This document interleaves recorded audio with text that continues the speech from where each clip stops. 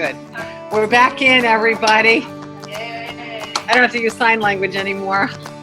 Okay, we're good. And they missed nothing at home. Nothing, right? Right. We said nothing interesting. Okay, no thing at all.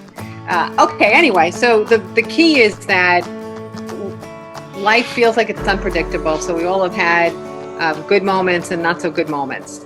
What energy we give to the not so good moments have a profound effect on the kinds of moments that you have in the future. If you give a lot of negative energy to moments that you perceive as being negative, the negativity grows. It has more weight. It almost has a mass of its own. It has a consciousness of its own.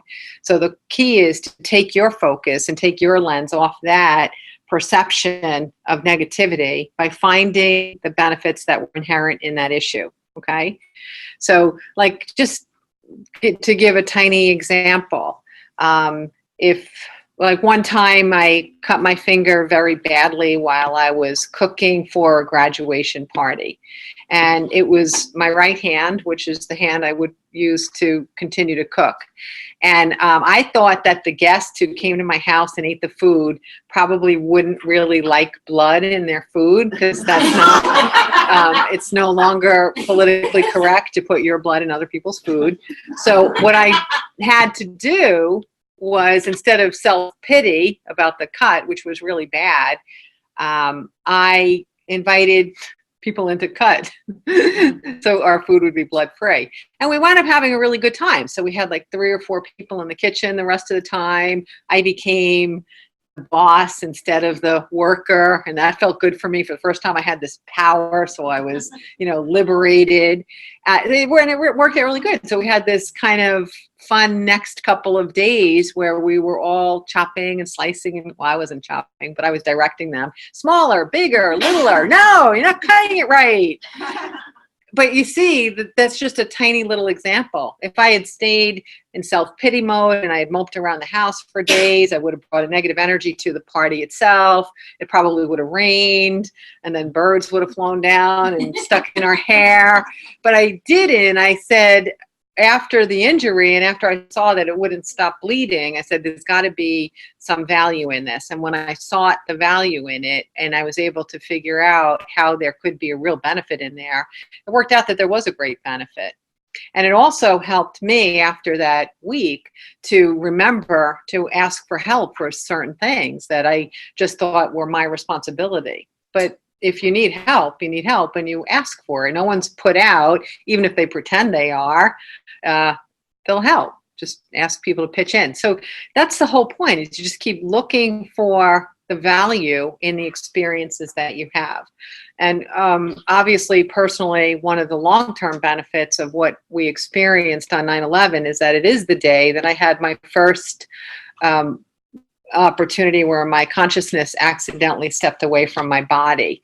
And I was simultaneously at the World Trade Center with my consciousness while my body was in Suffolk County. So I changed my perception about everything on that day. Of course, I was still human and living the human after effects of 9/11 with everybody else. But I also had a new sense of hope, because I recognized that everything I had been taught was false. If my consciousness could be in 2 places at the same time, then I no longer was confined to a narrow version of reality or anybody else's version of reality. So I didn't know how to expand. I didn't know how to define it. I didn't know what it meant in the long run, but I did have a sense of hope, because I sensed that life was far larger and far more beautiful than I had been taught until that moment. Kind of a strange, subtle message to be experiencing during one of the most chaotic events of probably all of our lives. And you can look at the trajectory after 9/11 and see that some people have turned life around to become something more meaningful for themselves and for others. And some people have used it as an opportunity to stay focused on only the negative repercussions of that day. And life will unfold based on which lens you look through. And it's a choice. no matter how much we say something is bad, and I have permission to say it's bad, it's not going to make your life any better by saying it's bad and staying in that bad lens. I could easily conjure up a lot of stories from childhood and tell you that I could be self-pitying and miserable forever. And what I would do is I would make all of you miserable too if you came near me. So what value is it? It doesn't change the finite experiences of what happened, but it does change the unfolding experiences of today and of tomorrow. So we can look at this day each time it comes around, and we can feel deflated and depleted and full of woe, or we can say it was a changing point, and here are some of the benefits that I see have happened since the day did happen, and I can't change that. I don't have to agree to feel horrible every year on the anniversary of this date. I can say, how far have we come? How far have I come? What is the value in having had that experience? And that's meaningful. That alone is meaningful. Everyone understand that?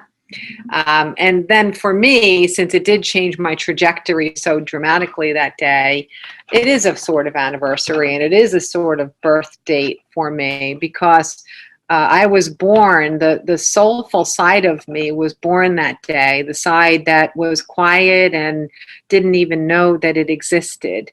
Even though it took years after 9/11 for me to make sense out of the experience that I had on that day, the liberty that I felt by knowing that it was possible to be able to expand my perception of reality made those years doable, and it made it a passionate pursuit for me, something that felt unstoppable.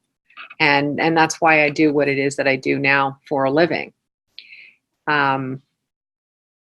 It's interesting, when I say the word unstoppable, one of the most common things that people ask me during any seminar or any session is, what's my purpose?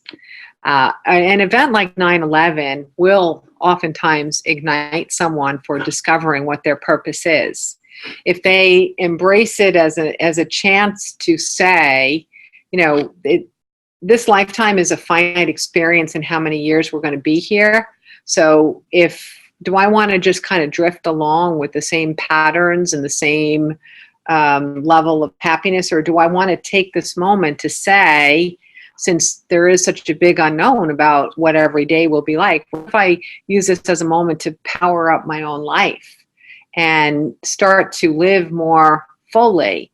Then you're incentivized by something external to discover more of what your own purpose is, rather than just drift and hope that you'll have a good day or a good year, or something good is coming, or that something good came and hopefully something good will happen again in the future.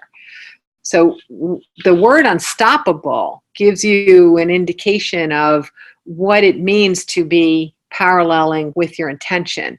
When you make that decision that life is short and that I want to extract as much wonderful stuff as I can out of this one lifetime, when you make that decision and you start to do the things that are motivating you because you are interested in them, because you are curious about them, because they draw you in and you're attracted to them, when you give yourself permission to follow that, to follow those energies, what you're actually doing is you're really paralleling more strongly with your soul's intention, rather than following other people's suggestions about what choices you should make.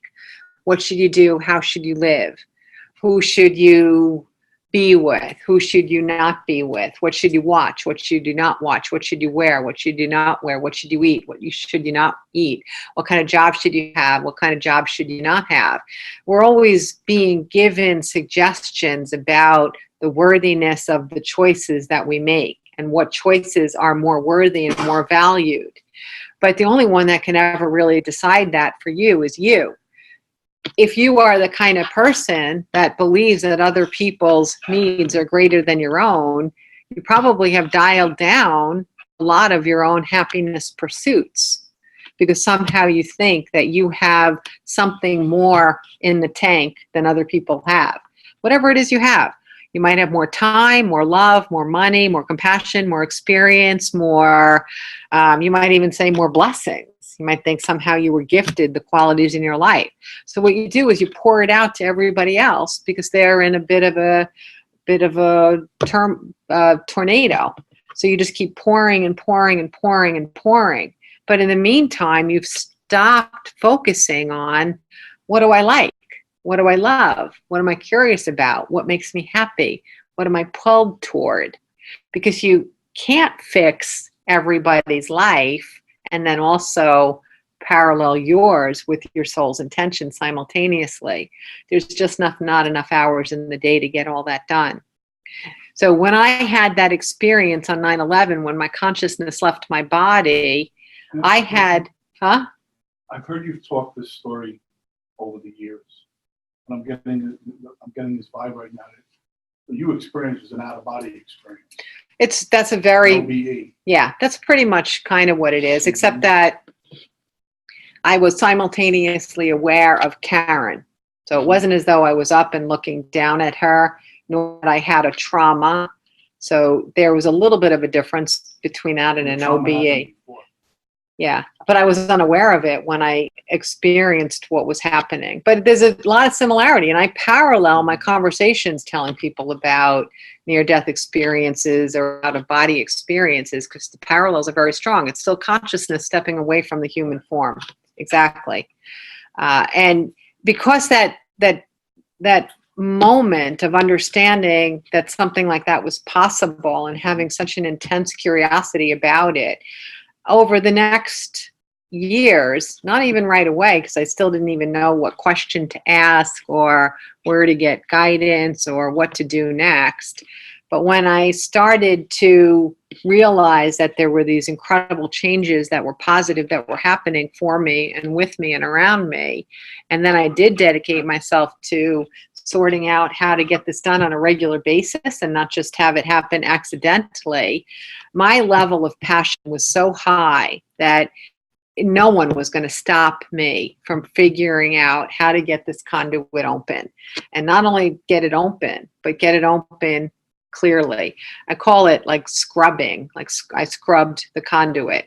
I think of it like it's like a drain. You know, if you're going to pour fatty stuff down your drain, the pipes are going to get all clogged. And the more you pour down, the more sludge you pour down, the more that coagulates on those pipes, the less clear water is ever going to pass through those pipes.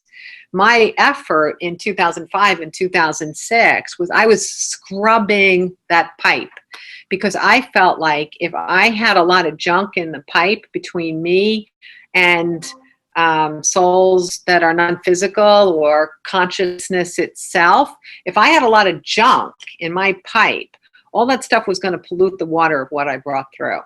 And I didn't want to be one of those people who were attempting to be of value to others by giving you more junk than you're already dealing with, right? You got enough to deal with right now. The last thing I want to do is add, more volatility or negativity or misinformation to it.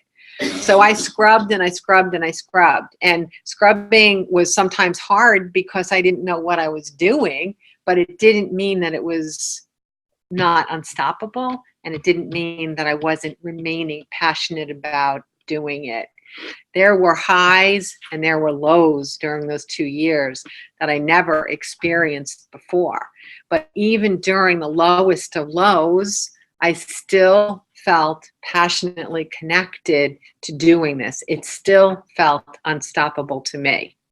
Those 2 years showed me what it feels like to parallel with your soul's intention. The feeling is different than just doing something for a moment or a day, or because you feel like it. It feels unstoppable. It feels like there's no choice. It feels like the day that someone keeps you away from it, you have to do what's in front of you, but you're sort of like, are we almost done? Are we almost done? Are we almost done? I got something I got to get back to. Are we almost done? Are we almost done? You know, that's when I had to set reminders for reminders, and then I had to set reminders for the reminders on the reminders, because everything else was like, are we done here? Are we done here? There's something I got to take care of. And that's pretty much how I lived. My meaning came from every time I was connected, and I did feel a lack of meaning when I wasn't connected. And that's why I had these incredible highs and lows. When the conduit was open and the purity of the information was real, based on universal wisdom, I was high, because that's what universal wisdom does for us. It makes us high. We're reconnecting with what we knew before we were born. When we're living in the human story, which is not necessarily always a pretty or an easy story, we don't necessarily feel that level of high, because there's something that's not scrubbed in our connection back to original consciousness, to our higher self, to all that we knew before we were born. So whatever it is that is your soul's intention here on earth, it doesn't necessarily have to be along the level of what my soul's intention is.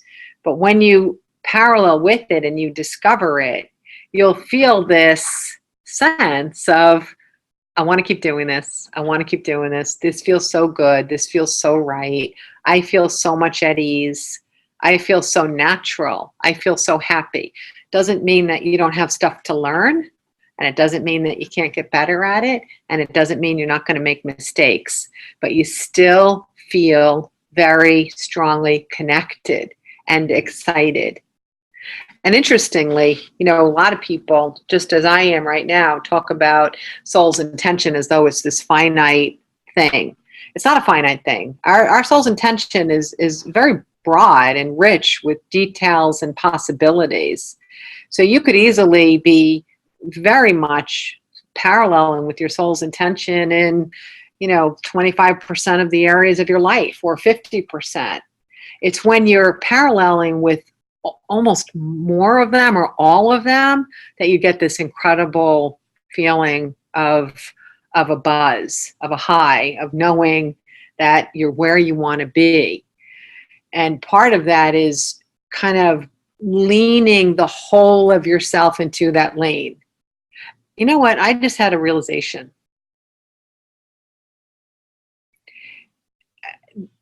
A lot of people say, they'll meet me and they'll know that I'm so happy and I'm vibrating with the vibration of love. So every now and then they're like, well, what gets you? Like, what's your pet peeve? You still have to have some irritants.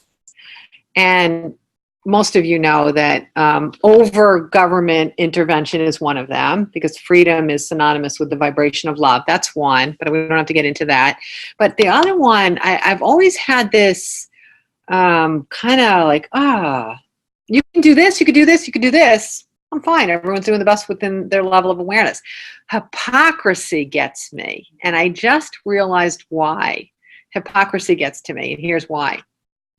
What hypocrisy is that there's a part of your life where you are paralleling with your soul's intention. So you're alive and you're ignited, and the universe is getting the ripples of your goodness that you're putting out there. And then you're simultaneously shutting it all down and doing the opposite, right? So you're hurting yourself and you're hurting everybody that you come into contact with. I just realized why hypocrisy bothers me so much. It would be like me saying I'm a scrubbed conduit, and me doing sessions with everybody, and then first I give you a hug and then I slap you across the face. That's the equivalent of hypocrisy, right? Now I'm glad I had that dawning with all of you. Yeah. How do I know if I'm doing that to myself unintentionally, inadvertently? Oh, good question. That is a very good question. A good question. Governor of New York, what was his name? The older one, the past one. Cuomo. Spitzer? Is that his name? No, the one. Andrew No, the one who. Mario. I think it was Spitzer. Is that the name? Does everyone know what I'm referring to? Yes. Yeah. Okay. So I don't want to use the wrong name because that just feels unkind. Let's use him metaphorically. But here's an example. He was passionate about wanting to do good for the people of New York State. He was driven to become a politician. He went through all of the pain and sweat and tears and whatever else it takes to get to be elected. So he did all that. So obviously there was a tremendous amount of passion there. He, I believe, on some level, had an altruistic intention to make the world a better place. He was motivated by that incentive. And one of his agendas was to come out against prostitution. Okay. The second that became an agenda, while he was frequenting high-priced prostitutes, every bit of him knew that he was being a hypocrite. Hypocrisy is obvious.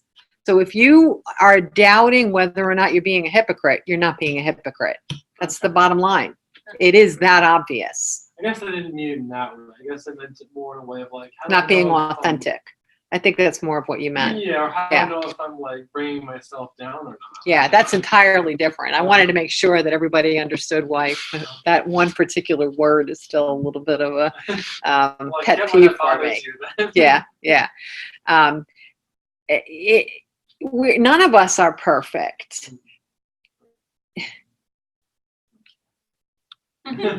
Who said that? That person is perfect, whoever just said that. And the guides are telling me to say that. So, but nobody else besides that person is perfect. Oh, wait, someone online is. Hold on. Okay.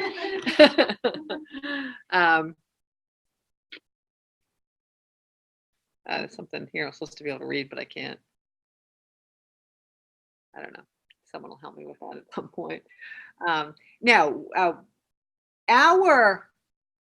our period here, our journey here in human form, it's exactly that. It's a journey. We're shedding the masks and layers that other people have put on us in our childhood.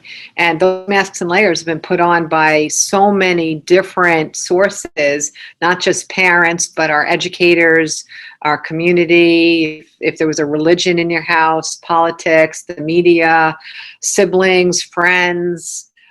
There's so much misinformation that we're given. Taking that stuff off as we become adults is a long, long process. And usually if you feel like on some level you're not being authentic, it's not that. It's just simply that you still have some layers between you and your authentic self. So as long as you have the basic intention to strive to become self-aware and to become more focused on looking at the world through the lens of love rather than looking at the world through the lens of pain or suffering or greed or retribution or whatever else there might be. If you are on the track of having that intention, it doesn't have to be a perfect execution of an intention. It's a matter of it being a heartfelt intention. I'd rather a person be a gram awake than 100% asleep, and then I could spend time with them. If they're 100% asleep, I don't want to spend a second of time with them because they're not even on that pathway of having the intention of becoming more of who they were meant to be or having more of an understanding of what we're all doing here together. And to add to the quality of that life that we can have together, they're detracting from the quality of life that we can have. All right. In most cases, and it's probably true with you, I say probably, but you know that I mean is true for you. We're much harder on ourselves than we ever need be. If I could take away our own self-judgment and our own self-criticism, if I could take from everybody in this room their self-judgment and their self-criticism, we could, and then I put it on Pluto. Pluto would no longer be classified as a minor planet. We'd bring back Pluto. So I say, everybody hand me your stuff, hand me your self-recrimination, and we will bring back Pluto, because I miss Pluto. Do you guys miss Pluto? How does that sound? That's how big it is. That's how big it is. You know? Isn't it part of that because of the self-doubt we've been taught? Oh, no doubt. We've been told you're not good enough, you're And not smart enough, yeah, you can't do this, you can't Yeah. do that. yes. All our lives. You know, it's interesting. There's a tendency to think, who was the villain in my life? Who told me you swing a bat like a girl, right? You were probably told that when you were a kid. Huh?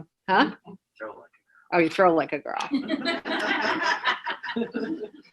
But you try to look for the villain, and you try to have these clear memories of the teacher that said something, or the nun that said something, or the parent or the grandparent or the sibling.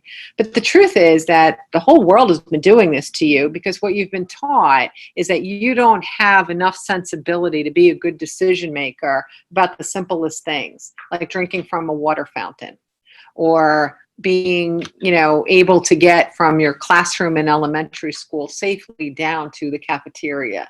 You've been taught that you don't have the capability or the wisdom to be able to take these steps independently of constant and never-ending instruction. So you have been instructed to death. So you've been getting an overriding message since you were born that you're inferior and inadequate, right? So it's not just the standout villains. It's not just those ones that you can really remember, their cruelty, the consistent cruelty or abuse or neglect. It's a pervasive attitude that we have that people are not capable of making their own choices. What happens is that as we treat ourselves and others like we're incapable of deciding for ourselves, we are slowly eroding our overall confidence, and we're eroding society's ability to be making decisions for themselves. When people erode their ability to make decisions for themselves, they rely on others to make rules and sets of rules. So they actually demand rules. And the more rules you demand, the less decisions you make. The less decisions you make, the more rules you demand. So it's kind of interesting. This is why I said earlier how, over government reach is a pet peeve for me, because it is actually disempowering society when we become dependent on others to make all of our decisions for us. Okay. So of course we're hard on ourselves, because there's been very few people that have ever pulled you out of line on the way to the cafeteria when you were 9 and said, "You know what, Kenneth? I really loved the way you behaved from the classroom to the cafeteria.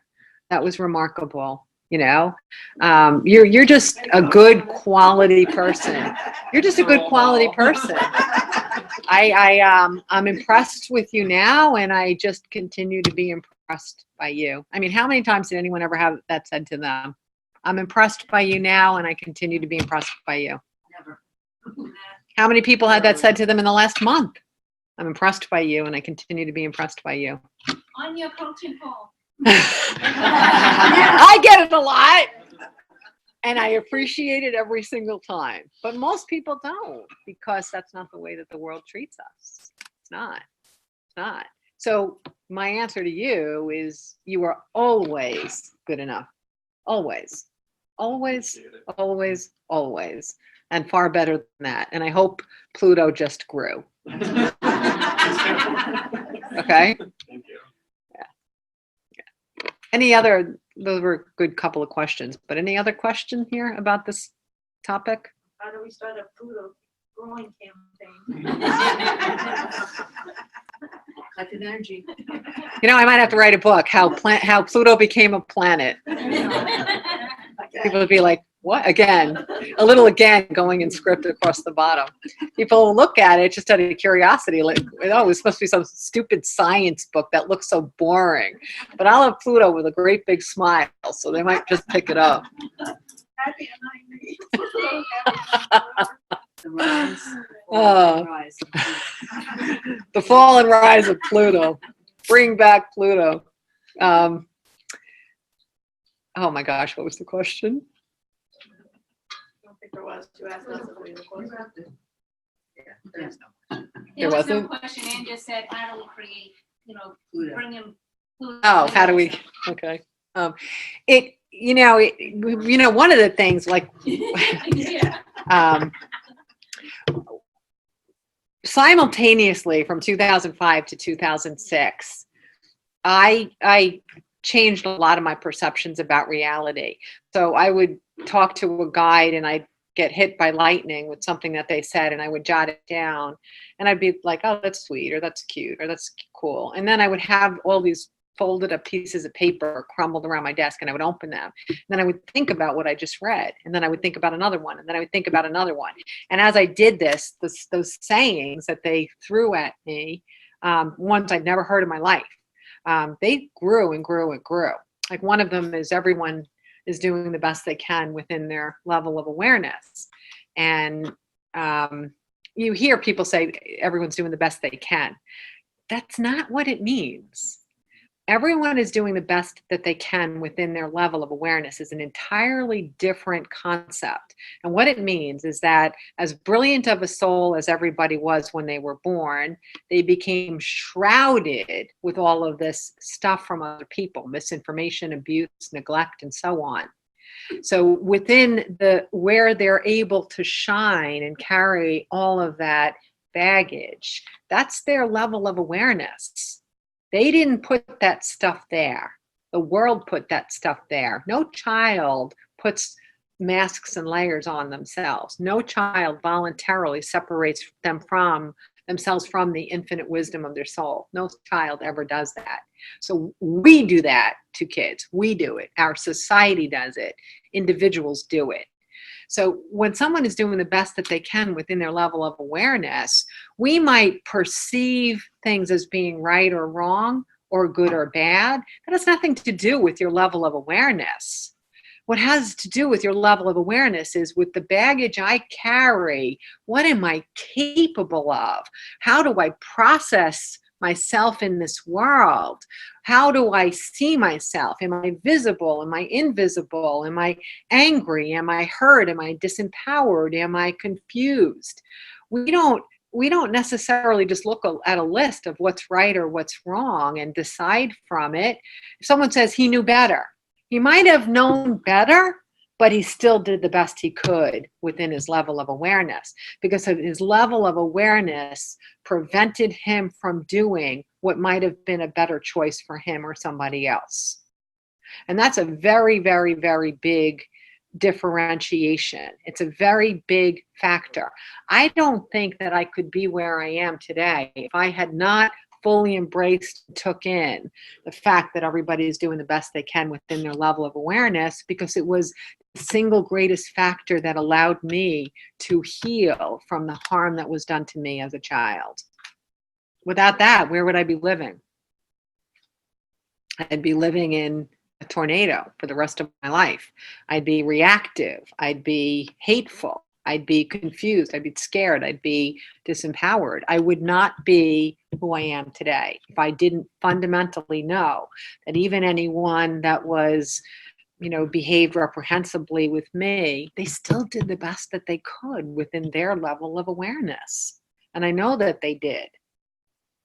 There are sometimes I'll see a client and I am so pissed off at their great, great, great, great, great grandparents.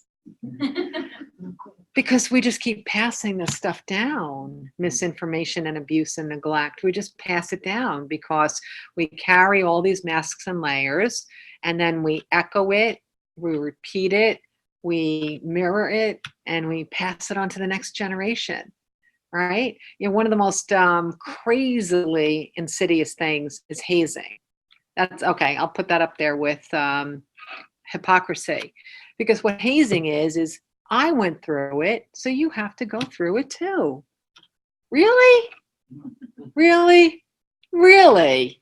How about I went through it and it sucked, so I would never make you go through that because I'm a good person. More like it. Right?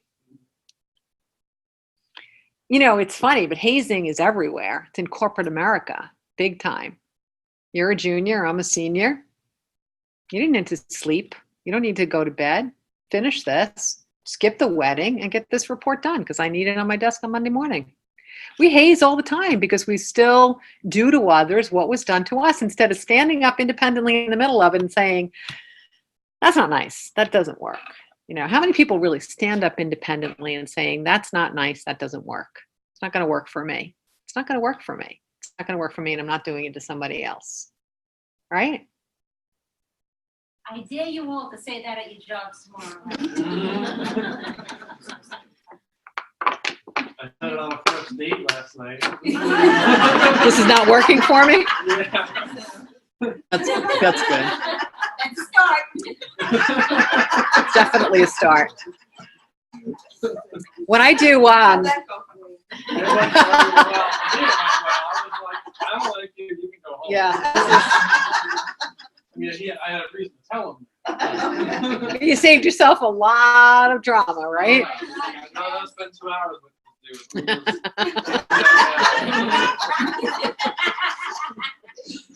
That's funny.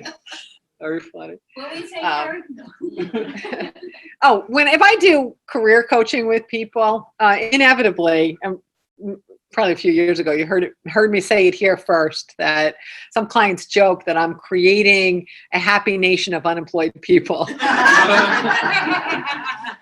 Because we realize very quickly that you have a higher level of awareness than your boss, than the organization that you work for, than your coworkers. So in general, your guides tend to coach you into entrepreneurialism. So the big joke is I'm creating a nation of unemployed, happy people. It sounds like Haight Ashbury Street in San Francisco back in '67, doesn't it? I'm creating a happy nation of unemployed people. But it is interesting that we do outgrow the level of awareness of the people around us, and we outgrow it pretty quickly. So sometimes the only thing left is entrepreneurialism. But I have had a lot of really successful shifts among some clients that decide to stay in whatever role that they were in, where they had a paycheck instead of being an entrepreneur.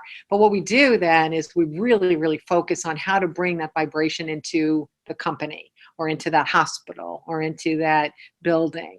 And it takes a strong person to be able to take that path instead of just leaving and doing something entrepreneurial. It's not that hard to get out and do something entrepreneurial, trust me. But if someone stays, it pays off. But it's nice to see that there are some high level of awareness people that are willing to infuse a stale and archaic organization with some fresh ideas and energy and love. And oftentimes we can't use spiritual language at all while they're bringing the energy in there. So it's actually not that hard to use non-spiritual language, but still infuse a company with a different way of being, with a different vibration. So there's always alternatives. I know for myself, there's no way I could ever live by paycheck again. I can't imagine one person on this planet I could be employed by. I don't think I've ever met a person on this planet I could be employed by anymore. Just not happening. So you guys get me out there. Let me be in front of millions, and I will hire all of you. How does that sound? That's kind of a good compromise. I already have my chief soul officer hired, and she's ready to go. She'll quit her job the second I need her. So that would be pretty cool, right? Where was I starting or going with that? Does anybody remember? I don't remember. Oh, yeah, back to. It was career coaching, a nation of employed people, and in shifts, and then it takes a strong person. Yeah.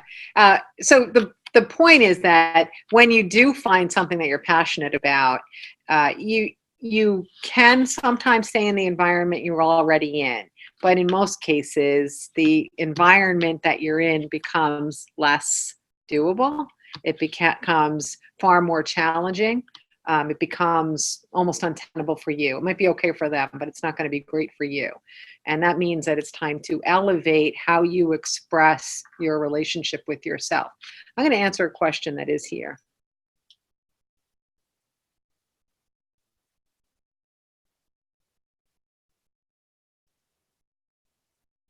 Okay. Someone at home is asking, and I'm sure everybody here has experienced it too. If I'm vibrating at a pretty high level, why is it that when I'm with lower vibrational people or in a circumstance, how is it that I could fall so low and kind of be at their vibration? Like, how can that possibly happen? How can I plummet? Number one, here's the most interesting thing that I discovered. As you grow and your vibration increases, the gap between where you were and where you are keeps getting bigger and bigger. So a drop from here to here feels like what a drop from here to here used to feel like. So it's a matter of relativity. When you are higher, it takes a lot less fall to make you feel as relatively bad as you felt when you were lower. Do you follow me? I remember the moment I recognized this. There was, hopefully it was only about 3 months, but there were about 3 months in 2006 when I was vibrating so high that anytime anybody raised their voice or said something like, you have to, instead of, why don't you, I cried. I was a mess. And I was like, that was just not a loving vibration. It didn't feel right. I didn't feel good near it. I mean, clearly I had gone so far away from abuse and neglect that if somebody said, you have to, instead of why maybe you would want to, that felt like a crash of being surrounded by unloving people. You see? So it's relative. And that's a very, very important thing to remember. So if you feel like you've dropped around low vibe people, what it is that you've just upped your game and you realize more and more what you will and will not tolerate to spend your precious resource of time on. And that no longer is the place that you want to spend your precious resource of time on. That's what it is. It's not that you can't stay high, but the feeling is such a deeply uncomfortable feeling that you feel like you used to before you became more enlightened. Make sense? It's good to know. That's a question. Yeah. How much were your kids and how much of a reason were your kids for you for what happened? That's a good question. Like for me, like how much were my kids a part of it? Someone said this to me on a session today, and I really appreciated her saying it a lot because I never thought of it this way. But I've been upfront with everybody from the beginning that we all stay intuitive in at least one area of our lives, and I'll talk about that more. But we all do. We all stay intuitive in one lane, even if it's a tiny lane. We all do it. I'll explain it. My intuitive lane was parenting. I don't know why, because I didn't have a role model for good parenting. And I also didn't do that thing that we typically do, where you either mirror or choose exactly the opposite if you didn't have a good upbringing. So you usually go to one end of the spectrum or the other, exactly the same or 100% different. I didn't do that either. I didn't even consider my parents' parenting when I parent my kids or when I parented my kids. I just actually was intuitive there. So my relationship with my children was already and the way they were experiencing life was already a byproduct of me beginning to understand how important intuition is. So I could see that my children might be able to flourish because intuition helps everything flourish. So it incentivized me more to help other people ignite intuition. And so for that reason, that's one of the primary reasons I stayed so connected to it. The other thing is that I was told that you have to,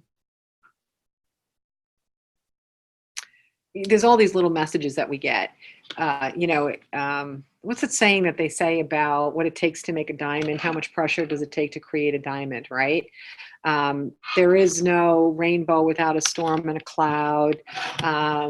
That you have to find, all these different sayings that we hear about how you have to, from pain comes growth, all this stuff. And we're told it over and over again.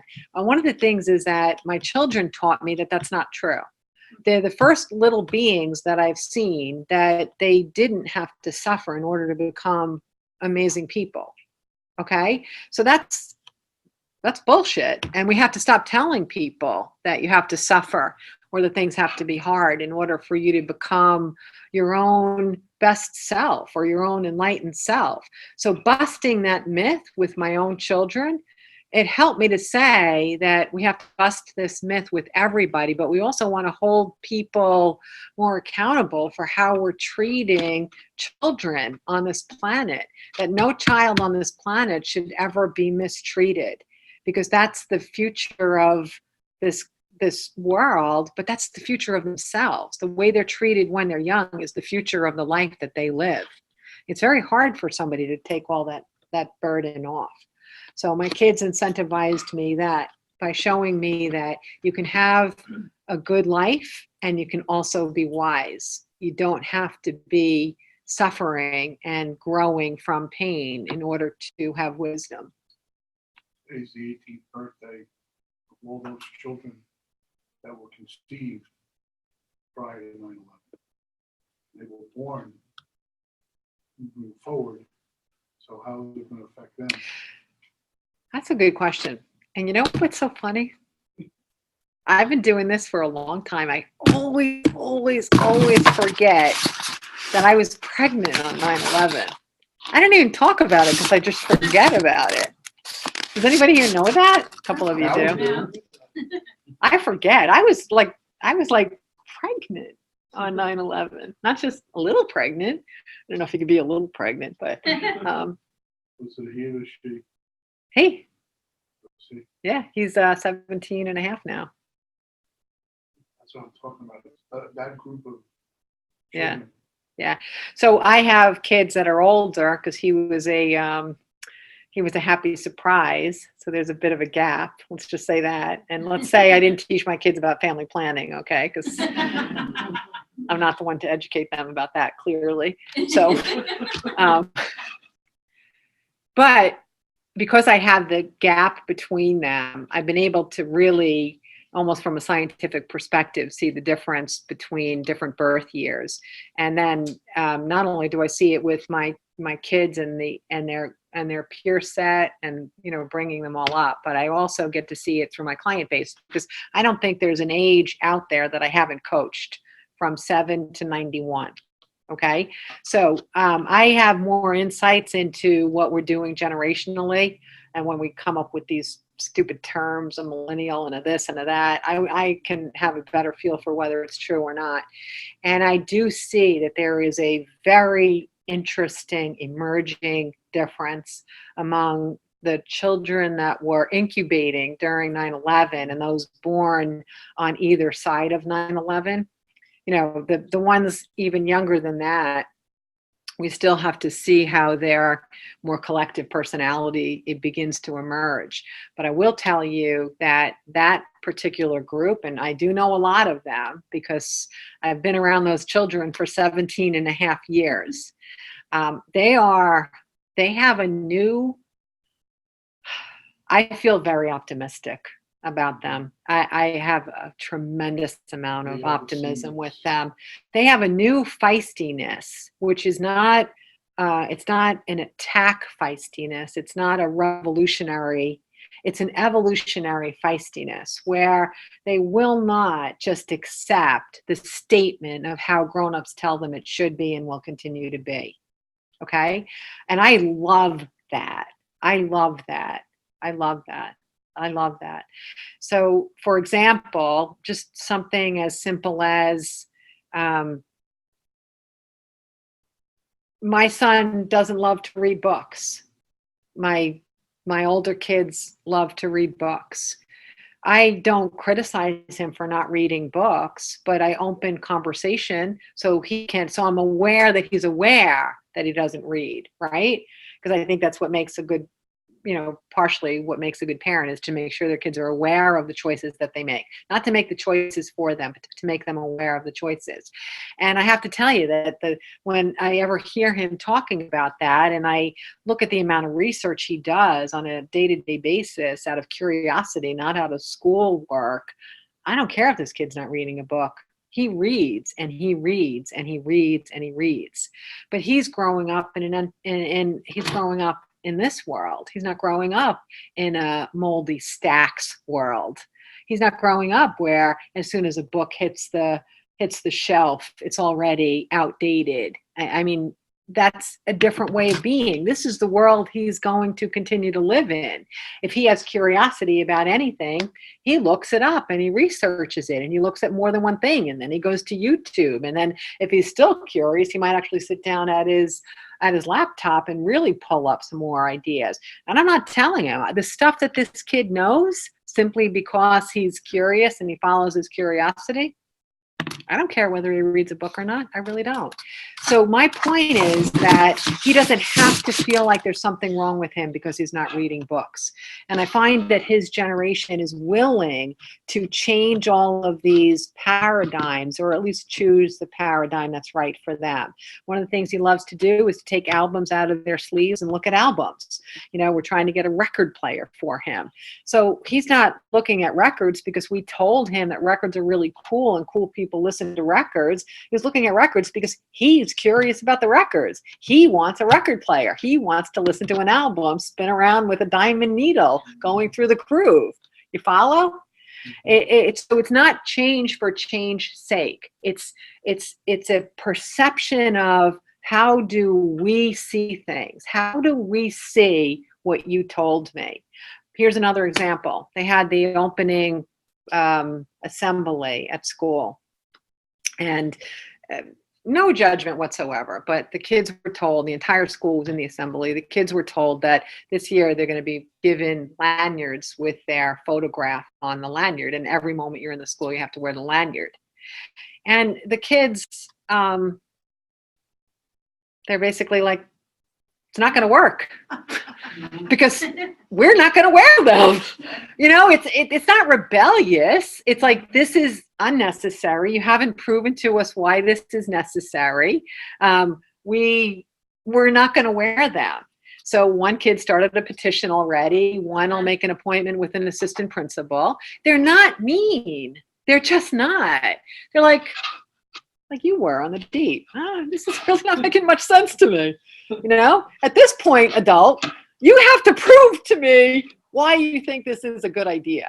You see, it's just a different way of being.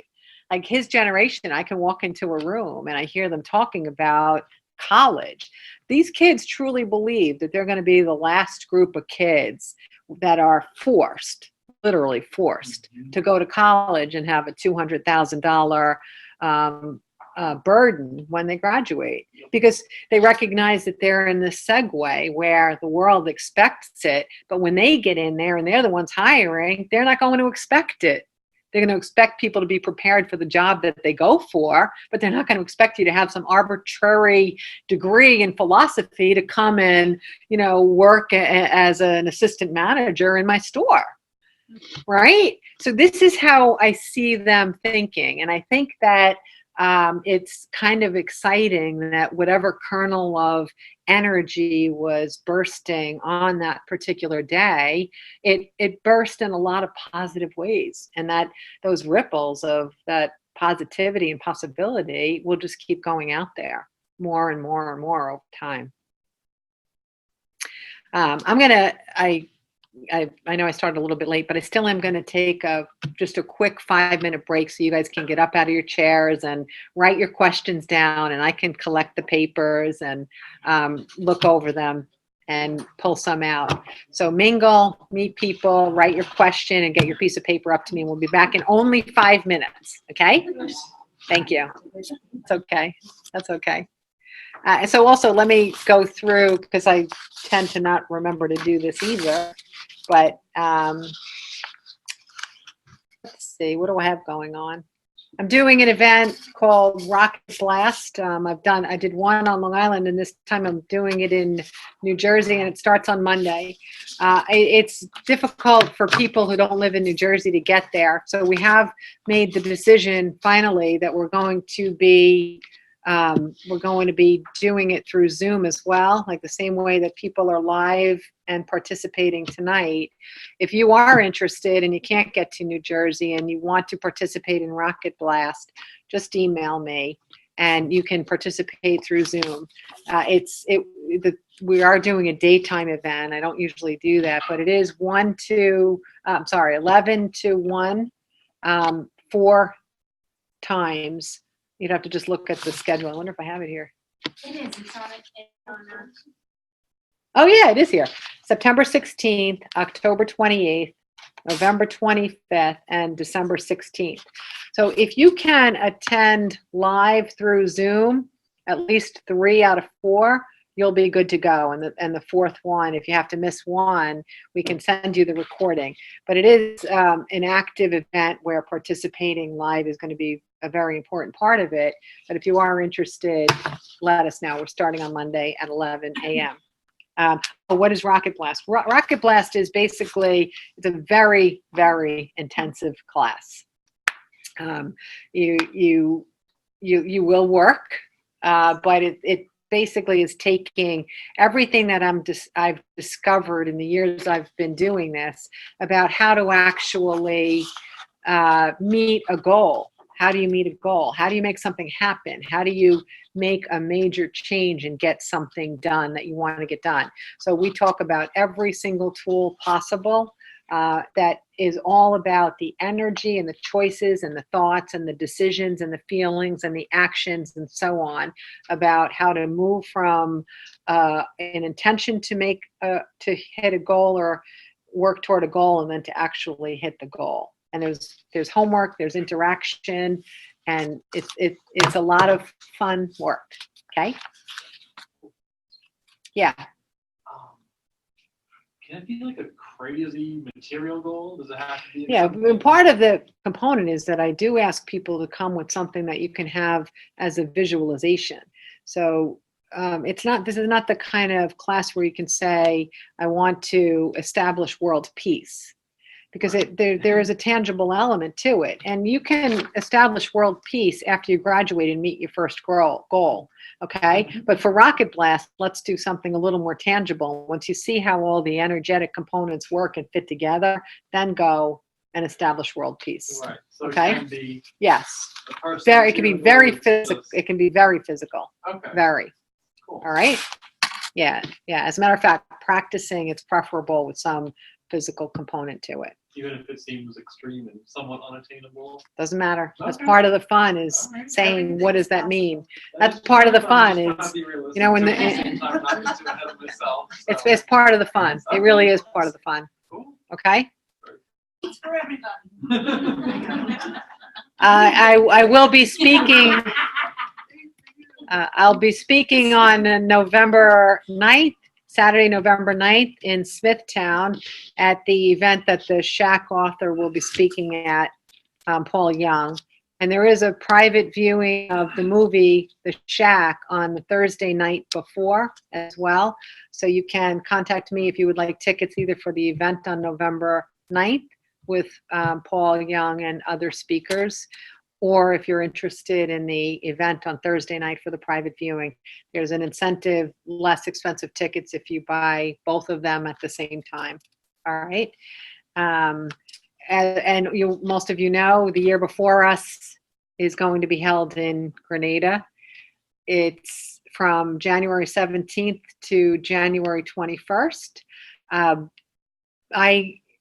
I am being told that 2020 is a gateway, and I'll know more about what that means, but we're going to walk through the gateway together in Grenada.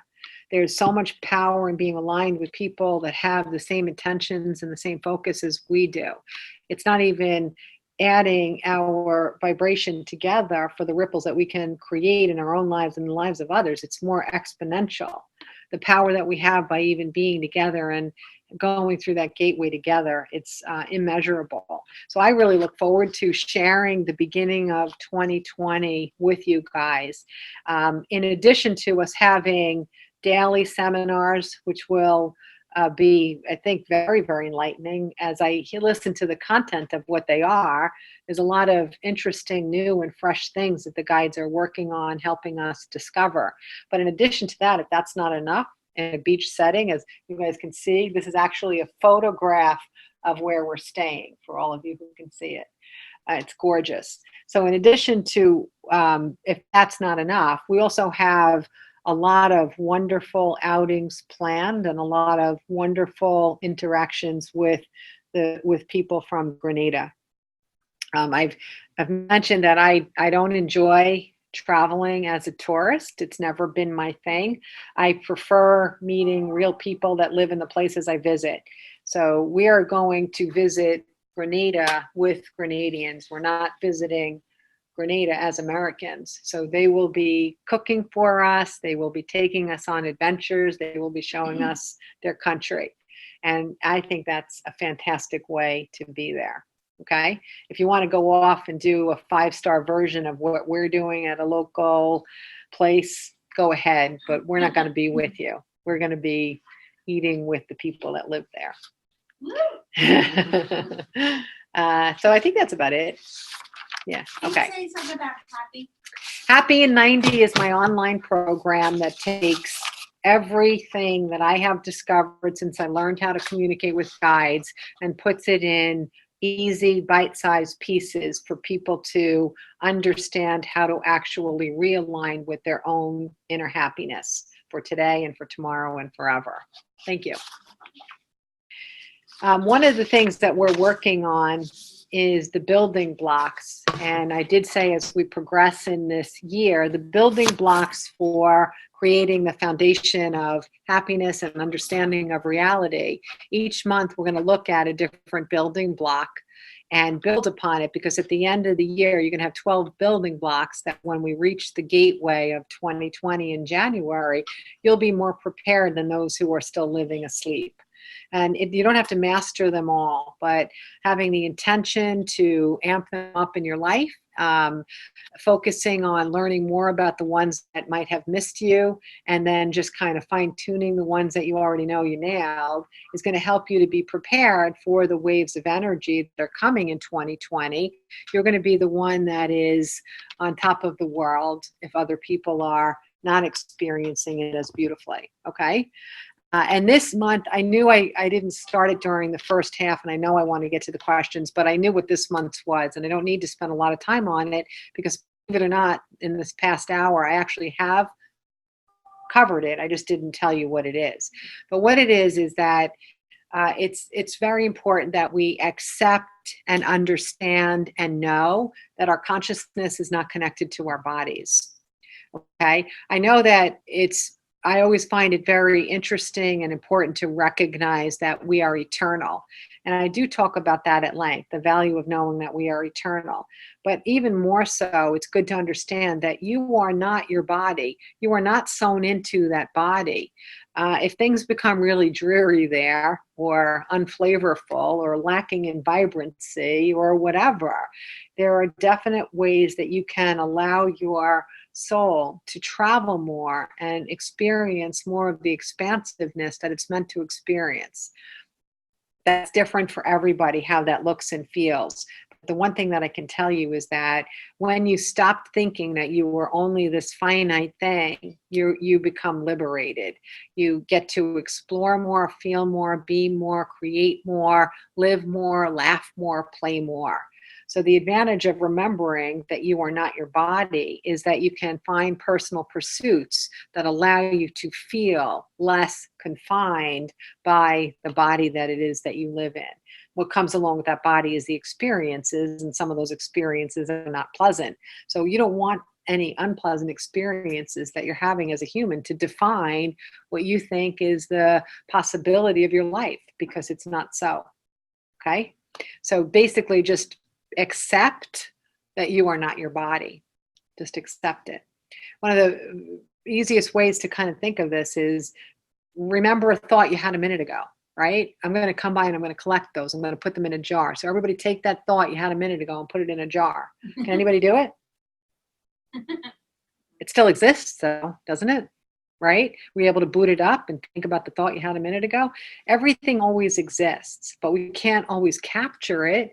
It still exists. Your thoughts do not exist in your body. Your body operates independent of your thoughts. And it's just nice and liberating and expansive when you remember that just on a daily basis. It helps you to not take your life so personally. And when we take our lives really personally, we can sometimes get into quicksand, emotional quicksand, right? Okay. I want to get to the questions because I recognize that in this year with our building blocks, the best way for us to really expand is to expand through your curiosities. Anyone that's in a room and those who are not in the room, there's a beautiful coinciding of it that's purposeful. So when I answer a question that's here, that means it's for the benefit of everybody here, and it's for the benefit of the people who are online and the people that will be watching tomorrow. But before I open up any of these, does anyone have any questions about anything that I just spoke about? Oh, somebody speak, because I want to sip water. Everything is so good. No, I think one way to open up your consciousness, make good, is go to YouTube and watch Karen testimonies. Garvey? Now, I do have my own YouTube channel. okay, go to testimonies and watch from We're at a Karen Garvey event. What are you doing? watch near-death experiences. Yeah. These people are experiencing exactly what you're talking about, and that's the separation of body from the consciousness. And they. I talked about this the other night, right? Didn't I? I'm trying to remember where I was talking about the corridor, right? The corridor? I was just daydreaming. You talked about it before. You talked about Yeah. There's one thing that I do like to clarify, and it is a good question, but I want to clarify one thing about NDEs. Not every NDE, the consciousness has returned fully enough to be able to bring a more accurate or full account of what it's like to be on the other side. So we always have to use intuition when we're listening to someone's near-death experience. And the way to understand this is that think of it as like a corridor. You've always heard people, there's a light at the end of the tunnel and head toward the light, and all of a sudden you feel warm and comforted and embraced, and you feel the vibration of love and you feel at peace, right? This is one of the near-death experience recounts that we hear that basically is common among every recount that we hear. Now, the challenge is when you're going through the corridor and you're returning home and you're letting go of the physical state of consciousness of this incarnation, there are stages. Our guides in the universe welcome us back with such unconditional love that the first elements you will experience are whatever you perceive as being unconditional love. Okay? So suppose you had an abusive parent. When you return home, that soul is not going to be your greeter. Because why the hell would you ever leave your body? That's that.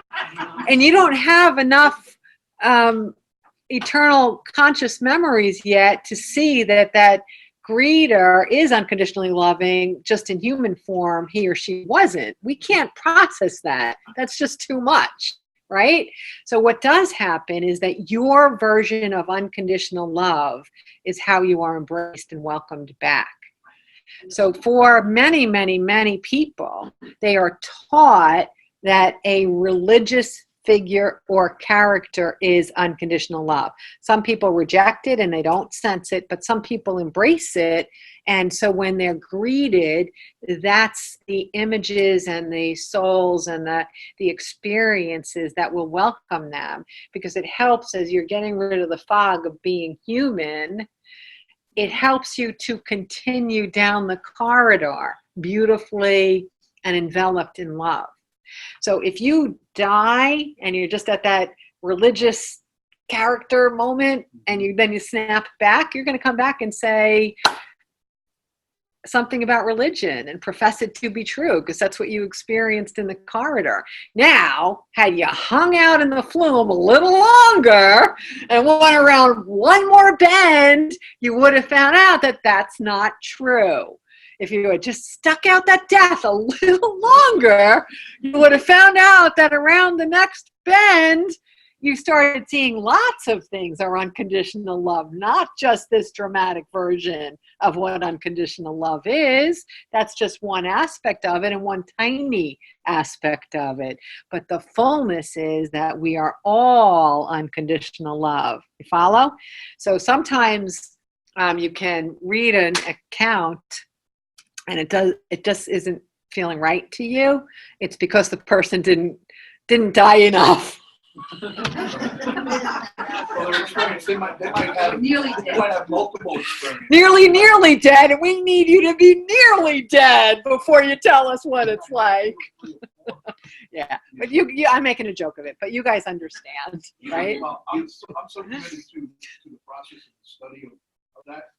This Saturday, I'm driving up to Maine, 8.5 hours, to meet with a gentleman by the name of Reverend Peter Patacora. He's written books about it, and I connected with him on social media, and I've listened to him numerous times what he's speaking about. He's got a lot right. There's some things I gotta help Peter along. Yeah, But yeah. he definitely did pass away yeah. on a mountain in Montana. Yeah. Utah, wherever. And there are, and I will attest to the fact that, well, I don't read them because I intuit when I come across a source. And I will tell you that there are sources where it really resonates with me with what they bring through. One would be, an example is a stroke of insight. Stroke of insight is a kind of, I mean, she did have her left brain compromised for all the years of her recovery. So she has even a more thorough understanding of what eternal truth is. So I haven't read her book. So it's weird that I can tell you that it resonates with me, but for some reason, her version does resonate with me. So you can be Jill Bolte Taylor. So the point is that with any material you hear on earth, you have to bring your own intuition to the game as well. You are your own best expert. You might, I remember in 2005 reading a book, and I was so excited because I kind of understood what it meant to be psychic as I was reading the book. And I was a psychic all of a sudden, which was weird. No one else I knew was. I thought they were all freaky, and now I'm reading and someone's telling me what it's like, and that's exactly what it's like. And then I get to chapter 4 and I'm like, oh my God, that's so not true. And I remember sobbing when I got to chapter 4. I'm like, that's horrible. Why would he tell people this?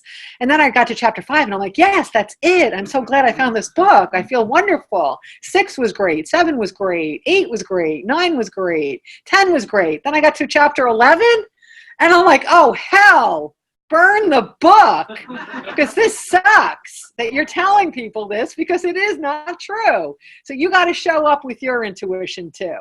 If something that an expert is telling you and it doesn't feel good, it's probably not right. Honestly, it's that simple. If it doesn't feel good, it's probably not right. Huh? Could be right for someone else. No, not if it's not aligned with universal wisdom. Okay. If it's just factual information, like take this, do that, brush your teeth when you're standing on your head, we're fine. But if it's about universal truth, not being aligned with universal truth and professing to be is incredibly damaging. Incredibly. It's one of the reasons why this world is so messed up, because we have professed things that are not true for thousands and thousands of years and shoved it down people's throats that they're afraid to not believe it. So they lose their ability to think independently. They lose their ability to reconnect with their souls. Okay? So yes, if you are professing to align with universal truth and you're not aligned, you can do a lot of damage. And I'm the one scraping up the damage off the sidewalks. Every day of my life, I'm helping people undo the damage that somebody has done by not actually being aligned. It's terrible. It really is. If it doesn't feel right, it's not true. I don't care if you cheat on me and you go and you see a medium. If you go and you see a medium and you don't like something that they said and it makes you afraid, they're not aligned, period. Have I ever said anything to anyone in this room that made you feel afraid? No. I can't, because I'm aligned. You follow? So you have to bring your intuition to the game too. Don't expect someone else to be the only one bringing it. You got to bring it, okay? And the other chapters, I was really exaggerating about that book. Other than chapter 4 and 11, the rest of the book was so helpful to me. I was grateful that I had the wherewithal to reject 2 chapters and not reject the book. You follow? And you guys have the ability to do that too. Don't throw the baby out with the bathwater. Is that how the saying goes? Yeah. You have the ability to do that. And now the thing about it is, how do I get from here to the energy realm? I don't die to get there. That's why I don't get stuck in the corridor. See the difference? You all have the ability to get to where I go. You don't have to die to get there. I let my consciousness go all the way home. That's how I know most of what I know. You all have the ability to do it, except you've been taught that you can't. When we unteach that you can't, we'll all be able to do it. I think it's a funny little image when I think someday we'll be sitting here in 40 years, 300 years, and we'll be listening to grandkids say, you mean you didn't remember all of your past lives? You can't remember what you were thinking before you took this physical life? Oh, that's so weird. God, how did you live like that? That's like being blind and deaf and I'm so glad I wasn't alive. Oh, wait, I was alive then. See? It's kind of funny, right? When you said, and maybe I didn't get it all, but when you said that if you have a body that is diseased, you should allow your soul to travel more to experience the expansiveness of the universe. So if you're trying to help someone who has a body that is diseased, how do you get that across in English? Say that again? No. All right. If you know someone that is diseased, showing signs of chronic illness and so on, and I know that if you are in a state of dis-ease, when you allow your consciousness to travel, it can help in the reharmonization process. It can help in understanding the value and the benefit of the disease. So there's great value in allowing your consciousness to roam. So she's asking, as someone who knows someone that's has a chronic challenge, how can you help them to look into the possibility of letting your consciousness roam?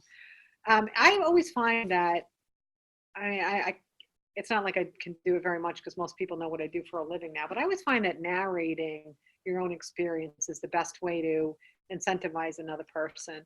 Whether you're narrating a cool story or a video you saw or a speaker or something that made you feel good, or you narrate your own, oh, when that happened to me, I such and such, and then you tell the story of what happened. You say it in a non-judgmental, non-critical way, so they think you're just going off on your own little story, and then they don't feel as though you're trying to cram something down their throat. Most people, huh? It's like planting a seed, right? Yeah, and still to this day, because I don't really feel critical of people who are not hypocrites, because I clearly established I feel critical of hypocrites. I'm only kidding. I'm just making a joke. Because I don't really feel judgmental of people, because I do really understand that everybody's doing the best that they can within their level of awareness. I actually am narrating stuff because I'm excited about the possibility for them. So it gets taken in a non-critical manner. Listen, we've already established today how much we're beat up from birth, right? How hard was it to get to the damn lunchroom and be praised for it? It's very hard. So I'm not going to beat up on you too. You're doing great. You're doing magnificent. And I might narrate some way that I was where you were, and then I did even greater or more magnificently. It's that simple. Just, you don't need to judge people. All right. So try not. When you learn to judge other people less, the greatest byproduct of that is you wind up judging yourself less. And self-love is the foundation for all success, as is seen on the book Begin Here in the back. It says it right on the cover. Self-love, and if it's on a book and it's an expert, you know it's got to be true. And there's one left, people. Did I answer your question? Yeah. So then I would suggest something like to write down your dreams. I would talk about something. I actually don't generally promote other people's stuff, because then I feel like I should promote everybody's thing. But there is one thing that in this particular case I have actually told clients about, and it's an app called Headspace. Is anyone familiar with it? It's very, very short meditations. And because they're so short, and the guy, for me, he has an agreeable voice because he's Australian. And so a lot of people who don't think they can meditate or don't like to meditate find that they can have success with that app when they didn't have any success with meditating before. So you just find creative ways to guide them toward letting their consciousness leave their body without going right into their face about it. Okay? And meditating is only one form. And I know you're already doing all of this. I know you are. All of it. And then some. Oh, this one's really big, but let me try one smaller because that's overwhelming to me at the second.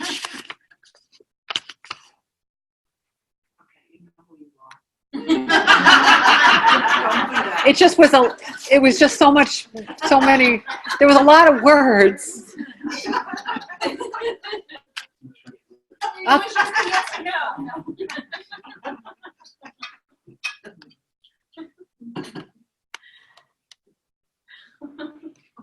I recently have no interest in talking to regular folk. I am so bored with these people. Any recommendations? I try to make the conversations short or directed to something. Next month on October, what date would it be? Next month for the EPG on October 9th, we're going to start out with a handwriting lesson. Because the first one tripped me up so bad, and then there were so many of those words. And now the second one is, I'm doing the best I can within my level of awareness. But I think I got the gist of it out. Honestly, the ego is horribly boring. So when you rise above the ego and you become more of a soul, things that have to do with the ego can put you to sleep, like politics or what are some of the other things that put it? Gossip, talking about people, being miserable at your job, complaining, whining, moping, blaming, criticizing. It's boring as all hell. So the same stories over and over, same stories over and over and over again. So your strategies are the right ones to make the conversation short or to try to switch up the conversation towards something that you also find interesting. And just sometimes what you could do is you throw a curveball in there that the energy is going. It's a fastball. Right before it gets to the plate, throw a curve in there where you just insert love, whatever that means. So an example would be when in, I think it was like 2006, I remember this happening. I was trying to get out of these boring conversations and I was hanging in a circle of lots of soccer parents of an elite team, just to set the stage for you. So I thought my head was going to explode. I'm like, how can these 12 adults be so mean? Like, they're really mean.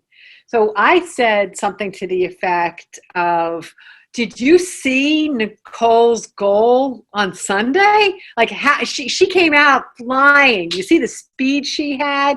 We always thought that she couldn't kick with her left foot very well. And then everyone was like, she did. It was her left foot, was it? Who passed her that? Was it Amanda or was it? And all of a sudden, all the negativity was gone. I felt like Mary Poppins. I was like, all right. Wind is changing directions, and it's so much fun to do this. Just throw a little bit of love in there. No one knows it happened. They get a break. Their blood pressure comes down. They're skipping. They're singing. They love their kids. They love other people's kids. So just do it, right? And after a while, that will become a new habit. So that's the answer. And then just spend less time with the rest of them. Make new friends. Come here. Come to Grenada. And then that helps too. It really does. Just being around people who care enough to have the intention of improving their lives and others. Hanging around with those people, that's such a motivating incentive for them. Hanging out with those people is just so much nicer than hanging out with people that just want to complain and find the misery of things around them. you know. I was talking to someone today who her entire diet is politics and the news. And how do you deal with someone like that? You have to, at some point, you treat somebody like a 6-year-old. Listen, if you're going to eat nails and cyanide all day, and then you're going to come over here and regurgitate it to me in my house, I'm not interested. So you either keep your nails and your cyanide to yourself when you come in here with happy faces and ice cream, or you don't come here. And you start to sanction them the way you would sanction a 6-year-old, okay? I told you this. I'm not interested. I'm not coming over on Sunday. I'm not going to call you on Tuesday. You're not doing this with me. I can't be more clear. I'm choosing to be happy, and you're not. So you have a choice to make. If you want to be happy with me, then you're going to have to be happy with me. Follow? You have to sometimes hold people to a level of accountability that they're not being held in other places that it is that they go. And the more you do that, if they're not interested in you anymore, happiness is boring to miserable people. So F it, then they don't want to spend time with you. Let them go, right? Like if I stop, my daughter makes this joke. This is her joke. Here, she's figured out how I'm going to die. So she said, I'm running through a field because I see a butterfly and I've never seen that color before. And the butterfly goes over a fence and I'm running to see the butterfly and I trip over the fence and I hang myself in the stupid little fence rope. So somebody comes by, they see I'm dead. They see a beautiful shiny leaf next to me and they realize she thought it was a butterfly, but she was chasing a falling leaf. My daughter has it all figured out. She's like, Mom, what am I going to do? Get upset when you die? No, we're going to laugh because it's hysterical. And that's the truth. But a lot of people don't want to be with me chasing the butterfly because it's boring to them. But for me to sit and gossip with someone instead of chase the leaf of butterfly, I'd rather chase the butterfly. I'll chase the butterfly with you, but I'm gonna avoid the fence, okay? Well, I've been warned, so I think I can boot up. Stop at the fence. There'll be another butterfly. Stop at the fence. There'll be another butterfly. So it's funny. And all my kids, they all know that that's what's going to happen one day. But that's what's interesting to me now, you know? Butterflies and leaves and animals and babies and smiles and peace and, not to be really corny here, but sunsets. I mean, that is truly what's interesting to me now. Truly what's interesting to me. The way birds behave, the way that they're born, the way that they fly, the way that they talk. It's so much more interesting than the majority of people. Majority of people, not the people in this room, but outside of this room. I'd rather spend my time with a bird than someone outside of this room. Or online, or watching tomorrow.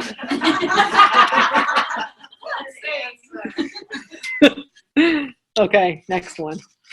If someone had better lighting in here, I could probably read these better. It's not about your handwriting, it's about my eyes. And who did this to the lighting?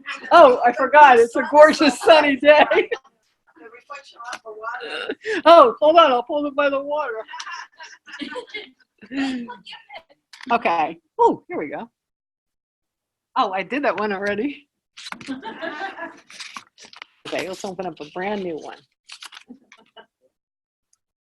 How can you heal yourself? Short, very few words, and well written. The handwriting is beautiful. Oh, that's a good one. Okay.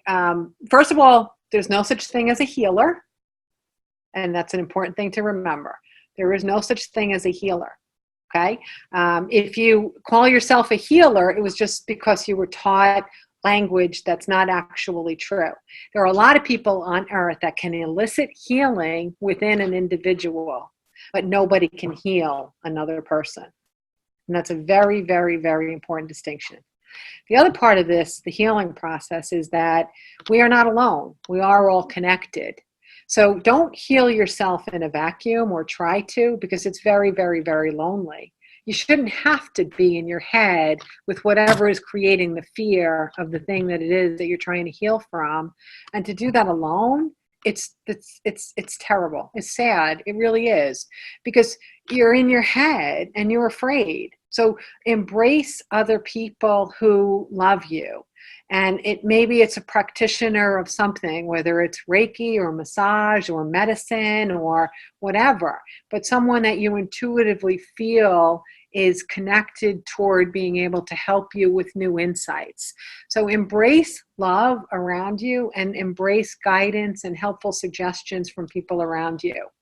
If you find someone that is a measure of how you feel they can give you an opportunity for you realigning, then make sure that you're spending time with them, understanding that they can help you to elicit healing within yourself. Okay? And that's a very, very important part of it. I know if I were out of ease alignment, I'm not going to lock myself in a cave until I get my thoughts straight and my cells get back into order. I know I can meditate and infuse them with positive energy. I know I can change my thoughts. I know I can find the thread of the disharmony. I know I can find the benefits in the disharmony. I know how to do all of that. But when it comes down to it, I don't want to lock myself in a cave and heal myself alone when I'm afraid. And I don't think anybody should have to do that. Okay? What intuition allows us is to bring in a partner that can help elicit our healing. I don't care if it's a medicine woman or if it's a YouTube video or if it's a medication or it's herbs or it's massage or it's walking in nature or it's physical therapy. Doesn't matter what the path is. It's a matter of embracing the comfort and the love and all of that interconnectedness that we have in eliciting your own healing. All right? And definitely, most of you have heard my health plan, my health equation of what steps you take when you do have a body disharmony. So I'll run through it really quick just as a reminder. Number one, interpret the metaphor. What is in disharmony and interpret the metaphor of the disharmony. Okay. Number two, find the benefit in the disharmony. There's not only one benefit, there's lots and lots and lots of benefits in the disharmony. When you find the benefits in the disharmony and you interpret the metaphor of what your body is with you, that's more likely when the partner that can help you harmonize, whatever that might be on this planet, will make him or herself or it known to you, okay? Because the value of the disharmony has been served, and now is the perfect time to release the disharmony. Did I answer that question? Okay. I think we have time for one more quick one. I feel bad about the persons I put down. I feel like I should try it a little harder because they might even know who they were. I'll try, okay?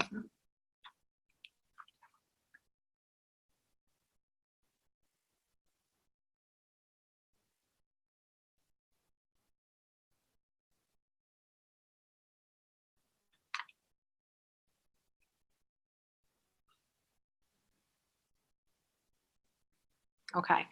This is a very common challenge, and yet when the person has it, they think they're the only person on the planet with the challenge, and that is, how do I get over an ex?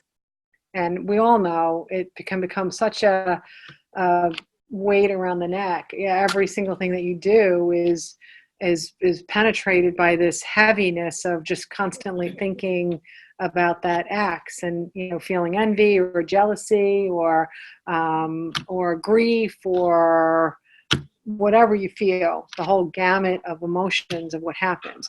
But it's important that we understand that what happens when we have a breakup and we are feeling a lot of agony afterward is that what we're number one doing is that we're saying that the situation that I have is better than any situation that I can have. So we're afraid to look forward because we think that we're going to be lonely. And when we think we're going to be lonely, what we're actually looking at is we're looking at a version of ourselves where we don't think we're worthy of having an intimate relationship where we are not lonely in that relationship, or that being alone would not be a lonely situation. So what it all comes down to is it does come down to amping up your self-love in a way that maybe you haven't before, and saying that I know that there were probably some things about this relationship that were not beneficial to me. Determine what they were. You don't necessarily have to take the relationship and say it was perfect, because if you're not in it, it probably wasn't perfect. For whatever reason you broke up, there was probably a divide or a red flag or a miss on some level. If there wasn't a miss on some level, then probably you would be together, okay? So look and say, what was it about this relationship that wasn't right for me? Even if I missed that person, what about this relationship wasn't right for me? Because that can help you to see that the potentiality of your next relationship can actually parallel you more with happiness and more with being in a mutually beneficial experience. So those are some of the things. The other thing is, there is a form of grief when you break up, but grief when you break up is different than grief of when someone returns home. When someone returns home and they leave their body, if you want to look at pictures and you want to go through things, there could be something wonderful about having all of that stuff around, if it's allowing you to experience a sense of letting go, or letting you know that their energy and their effect on your life is still present.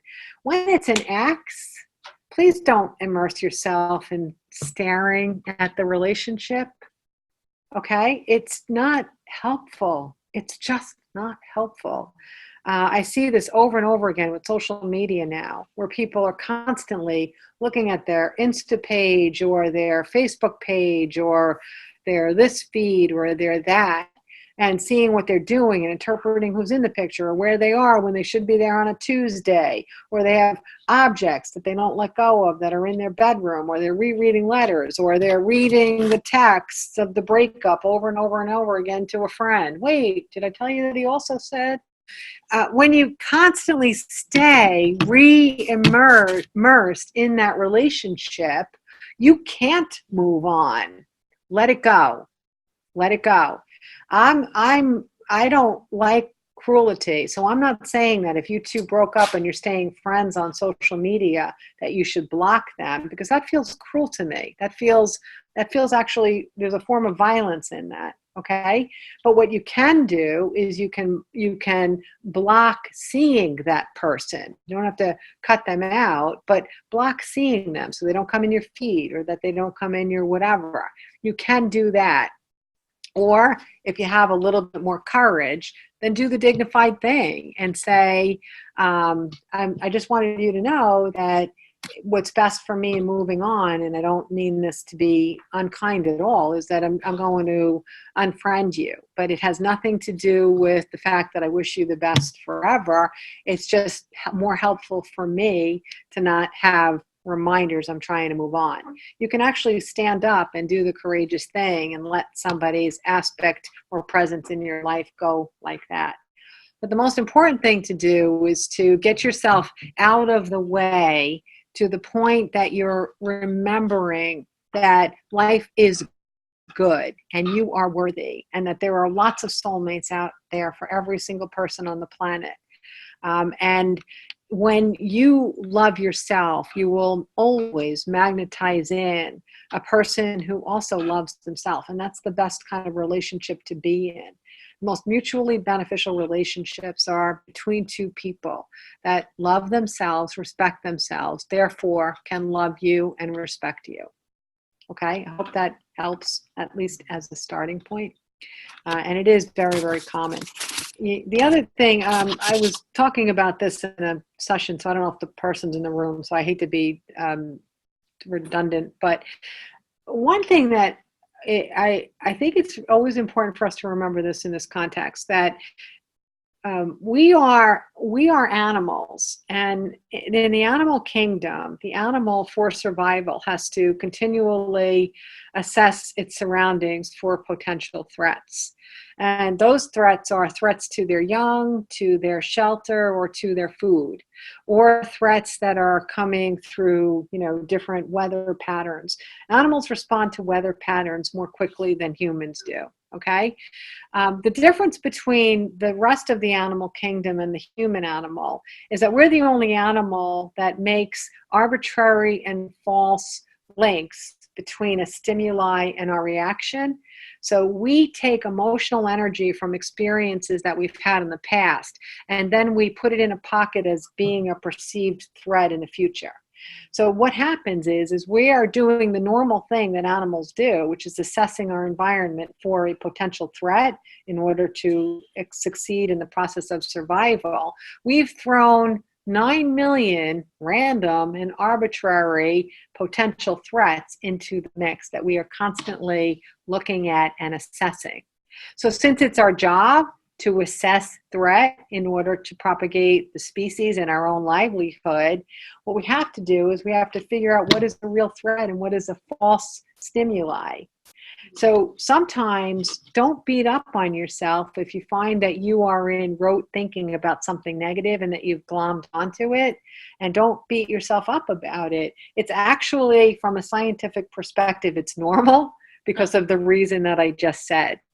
But what we can do is step into your own thought process and intercede. Have an intervention with your own thoughts. Step in and say, if I am this scared, this angry, this frightened, this in a loop of repetitive thought, why? What am I perceiving as the threat? So going back to a breakup and missing an ex, what the perceived threat is impending loneliness. I am not worthy. I am not enough for a good, mutually beneficial relationship. It's not the breakup. It's not the person I'm no longer with. That is not a threat. Not having that relationship is not a threat. It's our perception of what our reaction to the perceived threat is, which is a fear of loneliness, a fear of the unknown, and a fear of not being worthy for an intimate relationship that you love. So once you are able to identify what the perceived threat actually is, then you can start to de-escalate the threat. There is no threat. You see? Does that make sense to you? There is no real threat. There is no real threat. It's only an imaginary threat. An animal is not going to respond to an imaginary threat. They only respond to real threat. And so we have to just step into our own emotional history when we're in repetitive thinking and unwind it simply by saying, what am I perceiving as being at risk in my life? What do I think is being taken away from me? What do I think I can't have because of this? And when you see that it's an illusion, then you can help build yourself toward the thing that it is that you want. Okay? Someone I felt had their hand up on that. Sorry, that was me. I will reveal that was my question. Aw. And I very much appreciate the lengthy and very thorough answer. It was very helpful. I did want to just throw in one thing that I guess the reasons, the last thing you were saying about the threats and whatnot, none of those were the reason that I'm missing this person. It's more that I don't feel, how do I say it? I feel like this person's very much one of a kind and I won't find someone like him again. Yeah. So it's not that I'm afraid of I'm not worthy or that it's more not this one person. I'm more being obsessive in a sense. I've had a history of just being obsessive with things in my life in general. So it's just more like an OCD thing, Yeah. I guess. Yeah. Well, I think even what you said about thinking that that person is a one of a kind, I think that's also a pretty common attitude. But then again, there's a perceived threat. Your perceived threat is that he's a one of a kind. You follow? So that's the perceived threat. It's a matter of identifying what the false perceived threat is. Right. He's unique. We're all unique. You know, we are all unique, but it doesn't mean that there aren't other amazingly compatible, potential, mutually beneficial relationships for you out there. So the perceived threat that he's a one of a kind, the real perceived threat is that you think you'll never find that kind of experience again. All right. But we're not limited. There are lots of soulmates out there for all of us. Sometimes the information that we get about soulmates is also false because the person that brought the information about soulmates through didn't scrub their conduit. So they give us this idea of what a limit it is. It's not a limit. You know, soulmate is simply a soul you knew before you were born. So you have almost an instantaneous recognition, even as you're going through the dance of unfolding, getting to know each other as humans. That's all a soulmate is. And it can be a sister, it could be a neighbor, it could be a friend, or it could be a lover. So the idea that that's a narrow field gives us a false misidentification of scarcity. So we have to blow through that misidentification of scarcity. And that's what it comes down to. You know, it's nice to have loved him. It's nice to have known him in the physical. When you both return home and you go back home, you'll remember how wonderful it was to have known each other in the physical. It's a miracle to experience people in the physical. And your consciousness is still connected, even if your human experience is not. So build upon that and have more of those wonderful experiences where you get to know another soul in a physical body. Okay? Thank you. One of the things is I don't grieve the way that I used to. With my consciousness being able to leave my body and have a more thorough understanding of our eternal nature, grief is not the same at all. Because to me, I know that I hit the physical pause button with somebody, but that our relationship continues on and on and on. I know that not only can I continue the connection of consciousness now if I choose to, but I know that if I don't feel like it here, that we'll definitely be able to do it when I'm on the other side as well. So I don't feel that same sense of loss or suffering that a lot of people do when somebody dies. But the same is true with a relationship. If I quote unquote lose a friend or somebody dismisses me for whatever reason, in my first few years of practicing enlightenment, I was actually I got very good at letting go and feeling connected to that other person's consciousness without feeling a hunger of having them in my physical presence. There are some people, a lot of people left my life when I started this. And most who left my life didn't even know what I was doing. So we can't say that I got weird and they stayed normal, because that's not the case. And when they left, I had human grief when they left, but I've learned since then I don't feel any separation anymore with those that I loved who have left. Whether they're in the physical still or they're not in the physical, I feel connected. And it feels good to just expand the possibility of having more of those intimate connections in my life. It really actually feels good, not bad. Okay? All right. Oh, thank you. Whole relationship thing. That was amazing. So, For me? from you. Oh. I've never heard it Thank said you. quite that way. So Ah. You agree? Thank you. Oh. Where do I go from there? Bring me 1 million next month, okay? 1 million people. We'll get this engine moving forward, okay? I'll hire all of you. Do you need more incentive? I'm a hell of a boss. I tell nobody what to do ever. I'm like, that sounds like a good idea. All right, you think it'll work? How horrible of a leader am I, Sue? Oh my God, you had so much fun. But I'm terrible. Like, oh gosh, it's like 2 minutes to 7. I guess I should put the lights up, huh? And everybody's like, let me do that for you. I'm like, oh, all right, that sounds like a good, did you see the butterfly? It's a leaf, Karen, it's a leaf. And that is a fence. That is a fence, Karen. Stop, that's a fence. That's a, Chase the butterfly over the cliff. is what I thought you were gonna say. oh no, thank you. I just got back from Yosemite, so I have a little cliff fear at the moment. Oh, wow. That's wild. The cliffs in Yosemite. Whew. And I got back from Iceland before that. You think those cliffs would have been enough? The Yosemite ones put me over the edge. I have a new respect for height. Let's call it that. Huh? Yeah. I love you all. Love you too.